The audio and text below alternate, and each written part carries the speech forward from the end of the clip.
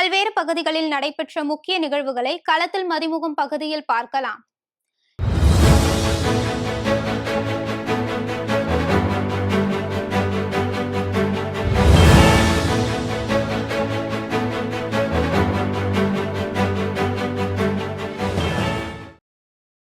திருவள்ளூர் அரசு மருத்துவமனையில் கடந்த 2 நாட்களில் பிறந்த பெண் குழந்தைகளுக்கு பெண் குழந்தைகளை போற்றுவோம் என்ற சிறப்பு நிகழ்வு மாவட்ட ஆட்சியர் பிரதாப் தலைமையில் நடைபெற்றது. அப்போது பெண் குழந்தைகளின் பெற்றோர்களுக்கு நினைவு பரிசுகள் வழங்கப்பட்டது. தொடர்ந்து 9ஆம் வகுப்பு முதல் 12ஆம் வகுப்பு வரையிலான மாணவிகளுக்கு பெண் குழந்தை பாதுகாப்பு குறித்த விழிப்புணர்வு கடிதங்கள் வழங்கப்பட்டது. நம்ம திருவள்ளூர் மாவட்டத்தில் சில பகுதிகளில் இன்னும் ஆண் பெண் பிறப்பு விகிதம் கொஞ்சம் கம்மியா இருக்கு. ஸோ அந்த விகிதத்தை இன்க்ரீஸ் பண்ணணும்.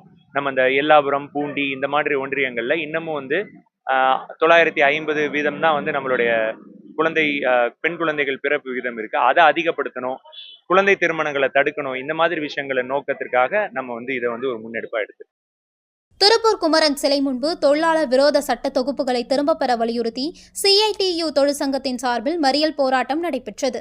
தொடர்ந்து போராட்டத்தில் ஈடுபட்ட 100க்கும் மேற்பட்ட பெண்கள் உட்பட 400 பேரை போலீசார் கைது செய்ததால் பரபரப்பு ஏற்பட்டது. கோவை விமான நிலையம் அருகே உள்ள தனியார் உணவகத்தில் சிறப்பு கேட்வாக் நிகழ்ச்சி நடைபெற்றது.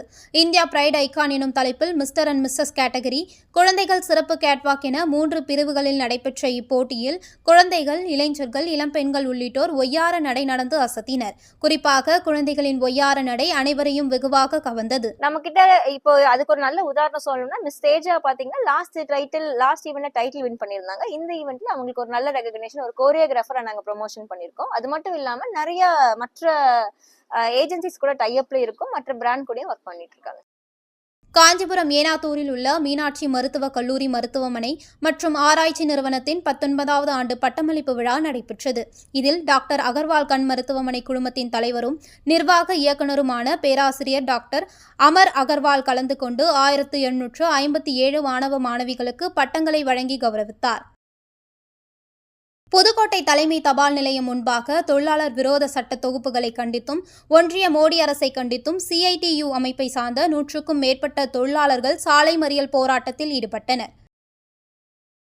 ராணிப்பேட்டையில் தமிழ் வளர்ச்சித்துறையின் சார்பில் நடைபெற்ற தமிழ் ஆட்சி மொழி சட்டவார விழிப்புணர்வு பேரணியை மாவட்ட ஆட்சியர் சந்திரகலா கொடியசைத்து துவங்கி வைத்தார். இதில் ஏராளமான மாணவிகள் கலந்து கொண்டு விழிப்புணர்வு வாசகங்கள் அடங்கிய பதாகைகளை ஏந்தியவாறு பேரணியாக சென்றனர்.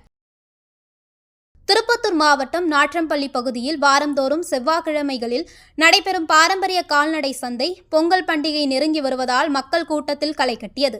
அப்போது காளைகள், பசுக்கள் மற்றும் கன்றுக்குட்டிகளின் விற்பனை அமோகமாக நடைபெற்றது. இதில் கன்றுக்குட்டிகள் 8000 ரூபாய் வரைக்கும், பசுக்கள் ரூபாய் 10,000 முதல் 50,000 வரைக்கும், காளைகள் 60,000 ரூபாய் வரைக்கும் விற்பனையானது.